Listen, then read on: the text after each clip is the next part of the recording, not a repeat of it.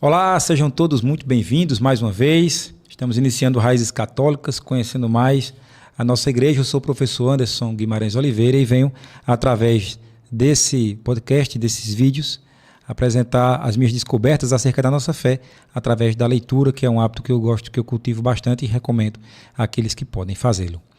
Hoje eu vou trazer uma história bem interessante, que é de uma santa que viveu há muito tempo, uma santa que eu tomei conhecimento dela a partir de tanto ouvir o seu nome proferido por uma pessoa muito já conhecida no meio católico, que é o filósofo Guilherme Freire.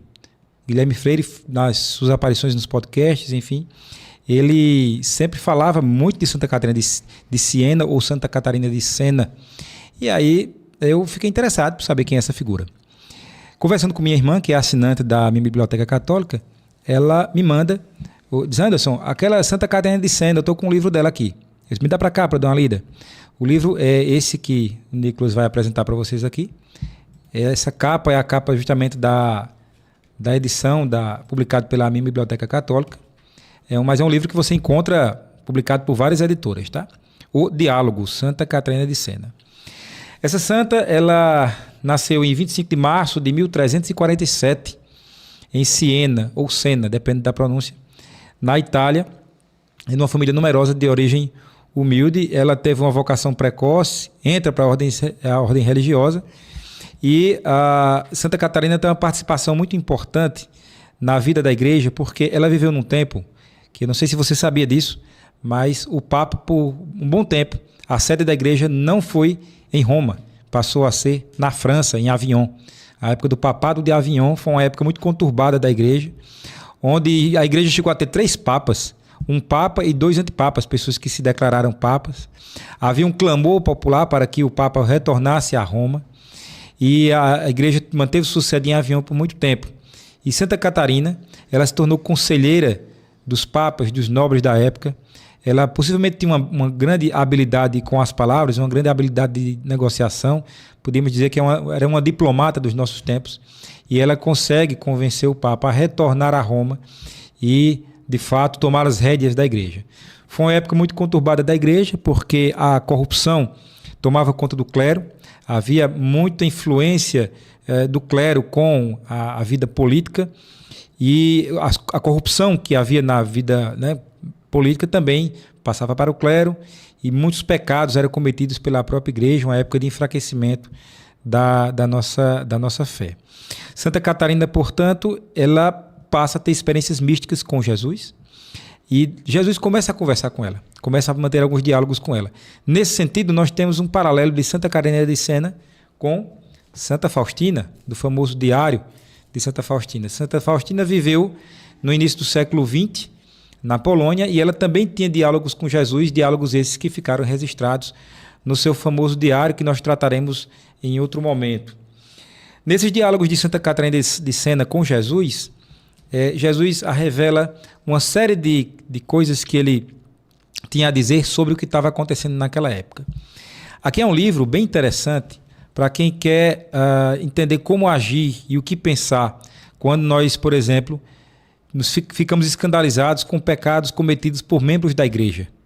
Quem nunca, ou um dia, terá uma decepção ao saber que o padre fulano de tal, que o bispo fulano de tal, que dada paróquia estava com comportamentos alheios à nossa fé, com comportamentos escandalosos, seja do padre, seja dos fiéis.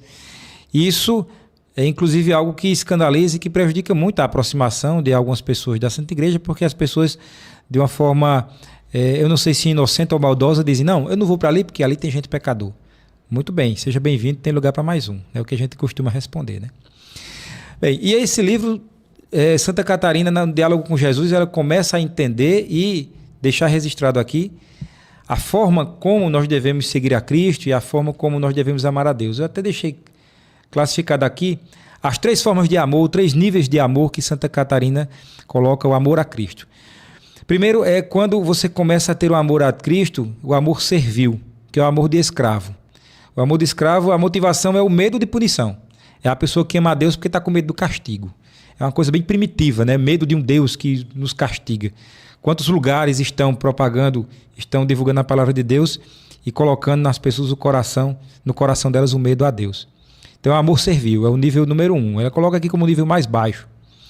Depois, o amor mercenário, que a motivação é o desejo de recompensa.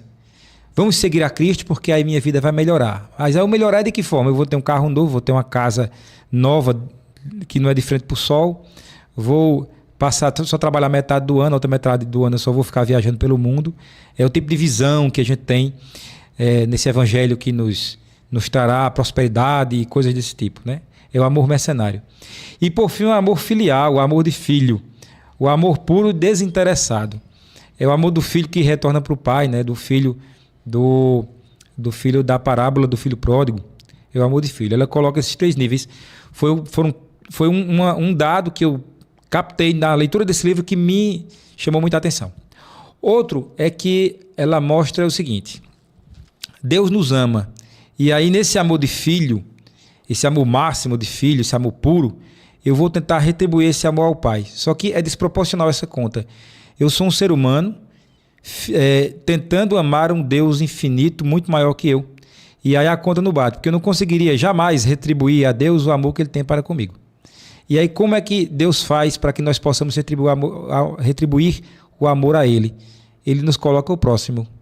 Então, amando alguém, amando o próximo, é uma forma que Deus encontrou, que eu tenho de retribuir o amor a Ele. Então, o amor vem de Deus para mim, eu trabalho esse amor e retorno esse amor a Deus através do próximo, e que lembra as palavras de Jesus: amai a Deus sobre todas as coisas e ao próximo como a ti mesmo. Falando da parte da honra que nós devemos ter e do respeito aos sacerdotes, esse livro ele ajuda também a organizar no nosso coração o verdadeiro respeito, o verdadeiro amor e a honra que nós devemos ter aos nossos sacerdotes. Ele coloca, por exemplo, aqui a orientação e como são os sacerdotes que têm boas práticas, né? E aí ele fala, por exemplo, aqui, deixa eu ver, o respeito devido aos sacerdotes. Olha o que é que Jesus diz, né, em primeira pessoa a Santa Catarina. Filha querida, ao manifestar-te a grande virtude daqueles pastores, os sacerdotes, quero colocar em evidência a dignidade dos meus ministros. Pelo pecado de Adão, as portas da eternidade fecharam-se, mas o meu filho abriu-as com a chave do seu sangue, ao sofrer a paixão e morte. Ele destruiu vossa morte e vos lavou no sangue. Sim, foram seu sangue e sua morte que, em virtude da união da natureza divina com a humana, deram acesso ao céu. E quem deixou Cristo tal chave? Ao apóstolo Pedro e aos seus sucessores, os que vieram e virão depois dele, até o juízo final. Todos possuem a mesma autoridade de Pedro.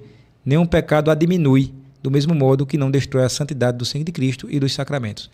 Então, a visão que nós temos, né, é que o sacerdote que tem uma vida pecaminosa, a gente tende a pensar que os sacramentos operados por ele não têm validade. Ele aqui explica que isso não fere a Cristo, fere sim a quem pratica o pecado, o próprio sacerdote. Ele fala também dos perseguidores da igreja. São muitas as razões que fazem desta ofensa a mais grave.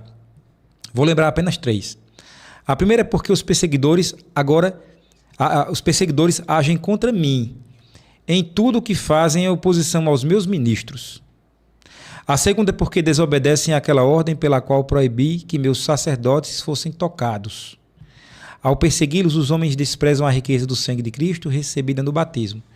Desrespeitando o sangue de Jesus e perseguindo os ministros, rebelam-se e tornam-se membros apodrecidos, separados da hierarquia eclesiástica. Caso venham a morrer obstinados em tal revolta e desrespeito, irão para a condenação eterna. Se reconhecerem a própria culpa na última hora, humilhando-se e desejando a reconciliação, mesmo que não consigam fazer exteriormente, serão perdoados.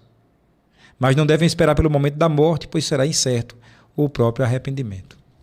E aí ele fala que, embora o sacerdote que está em erro possa escandalizar a igreja, ai daquele que o tentar fazer algum mal. E aí ele fala das boas virtudes dos sacerdotes e das más virtudes e assim por diante. Então é um livro que ele nos mostra que nós devemos de fato respeitar os nossos sacerdotes, embora nós possamos descobrir algum eventual pecado ou algum eventual escândalo, que evidentemente a igreja tem os meios para fazer, para tratar esse caso, mas isso não diminui a validade dos sacramentos que ali são representados e devemos respeitá-los porque eles estão revestidos de uma dignidade que nem deles é a dignidade de Cristo. Quando eu terminei de ler esse livro, eu, de fato, reordenei na minha cabeça o respeito que nós devemos ter aos padres, aos sacerdotes, aos bispos, ao Papa e os membros da Santa Igreja. E uma coisa bem interessante aqui, bem interessante mesmo, é que no fim do livro eu descubro que Santa Catarina escreveu um livro, mas ela era analfabeta. Ela não sabia nem ler nem escrever. Só que ela tem a hombridade, a honra de agradecer aquele que registrou no papel as suas palavras, para quem ela ditou todas essas palavras. Abençoai Frei Mateus em Cristo Jesus. Esta carta e uma outra que vos mandei foram escritas de próprio punho em Isola de la Roca, com muitos suspiros e abundância de lágrimas. Meu olho nem mais enxergava. Eu mesma fiquei cheia de admiração, meditando sobre a bondade e a misericórdia de Deus para comigo e para com todos na sua providência. Quanto a mim, deu-me paz, pois encontrava-me sem nenhuma consolação. Como não tivesse aprendido a escrever por ignorância minha, Deus providenciou, dando-me a capacidade de fazê-lo. Assim, descendo das alturas, poderia desafogar um pouco o coração, evitando que explodisse.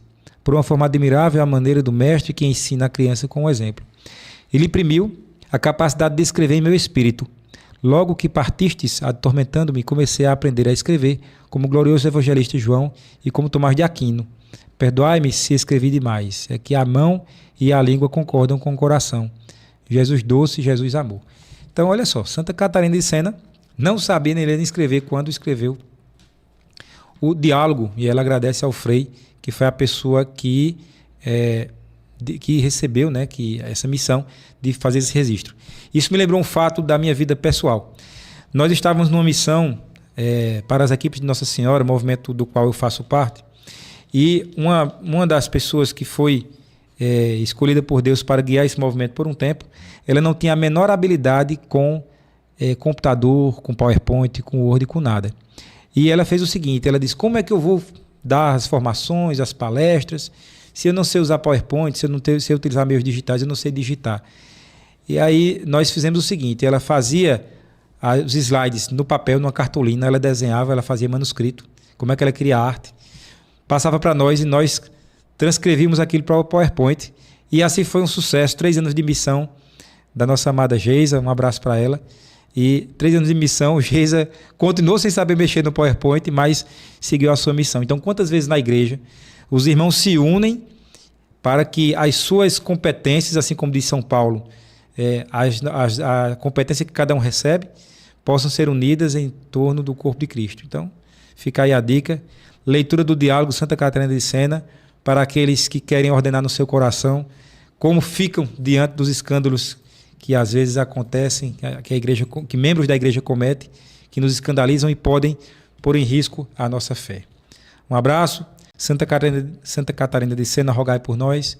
Não esquece de dar o like, de compartilhar, de fazer comentários e de passar isso para todos os seus amigos.